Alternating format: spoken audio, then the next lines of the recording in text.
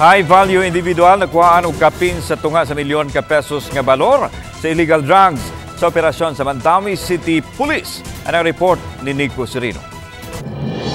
Nagbunga ang pagmonitor og surveillance sa Mandawi City Police sa gitumbok nga high value individual. Nadakpan sa buy-bust operation ang 33 anyos nga lalaki taga Barangay Hagubiao. Nakuha ang moabot sa usa ka gatos ka gramos sa gidudahang shabu nga dunay estimated value nga 680,000 pesos. Matud sa tigpamaba sa MCPO, una nang migawas ang iyang pangan sa kanhi operasyon nga nahimo. Nadakpan na niya siya last year of September sa Police Station 4. Nakuhaan siya og below 5 grams rasad pod nga drugs.